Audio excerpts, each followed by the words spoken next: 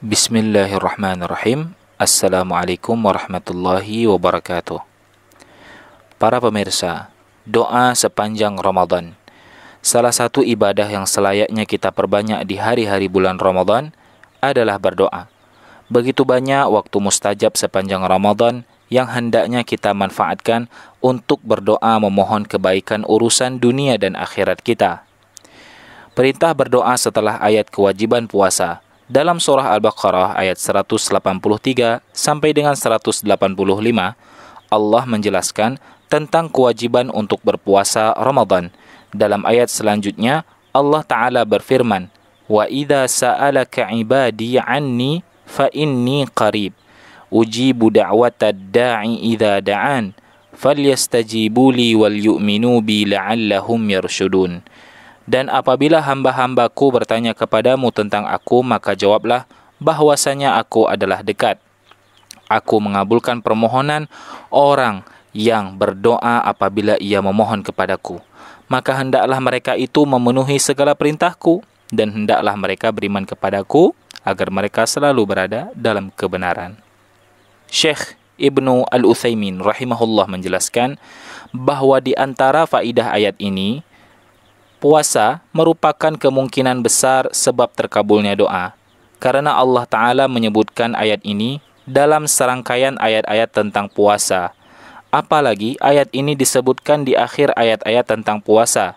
Sebagian ulama mengambil faidah bahwa hendaknya memperbanyak berdoa di akhir hari ketika berpuasa, yaitu saat berbuka.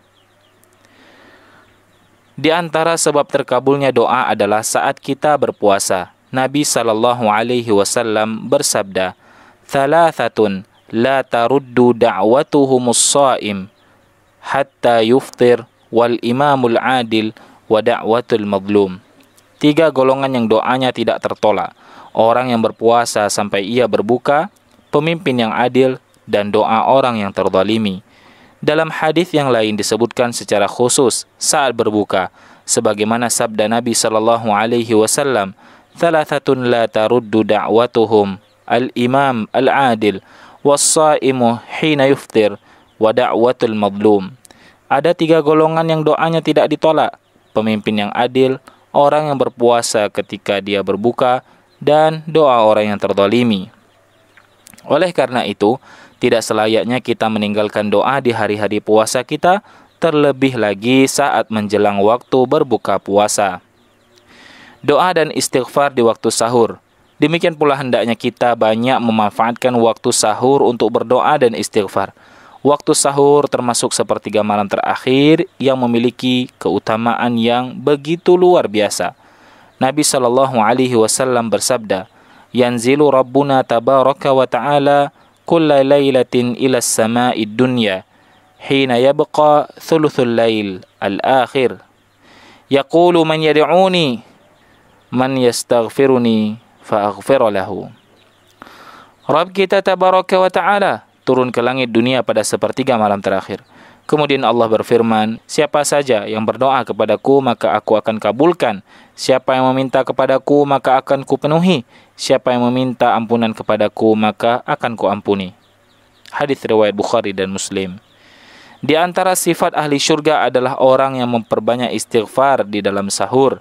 Allah Ta'ala berfirman, "As-sabirina was-sadiqina wal-qanitina wal-munfiqina wal-mustaghfirina bil-ashar."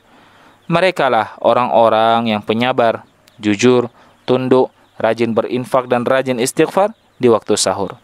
Ibnu Katsir rahimahullah mengatakan, ayat ini menunjukkan keutamaan memperbanyak istighfar di waktu sahur. Betapa istimewanya waktu sahur yang merupakan sepertiga malam terakhir yang penuh keutamaan. Oleh karena itu, jangan lewatkan waktu ini untuk beramal ketaatan dan berdoa serta memohon ampunan kepada Allah Azza wa Jalla. Kaum muslimin, gunakanlah kesempatan kita berdoa untuk meminta kebaikan bagi urusan dunia dan akhirat kita.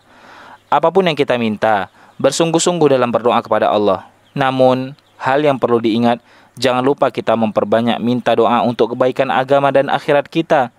Kebanyakan manusia umumnya hanya meminta kebaikan urusan dunia mereka, meminta kelancaran atas rezekinya, dimudahkan jodohnya, disembuhkan sakitnya, menjadi sukses dan berkembang usahanya, dipermudah urusan karirnya dan berbagai urusan dunia lainnya.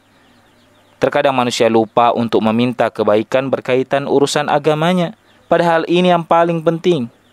Kita meminta kepada Allah hal-hal yang berkaitan tentang agama, akhirat kita, meminta untuk dimudahkan dalam beramal, meminta untuk bisa istiqamah di atas Islam, meminta untuk dimantapkan dalam keimanan, meminta untuk dihapuskan dosa dan terima amal kita, meminta kematian husnul khatimah, meminta untuk mendapatkan syurga yang terbaik, meminta agar dijauhkan dari siksa neraka dan sebagainya.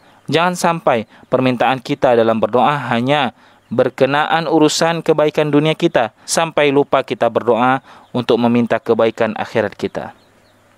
Mari jadikanlah doa menghiasi sepanjang hari-hari Ramadan kita. Semoga Allah mengabulkan setiap doa-doa kita. Wallahu waliyut taufiq.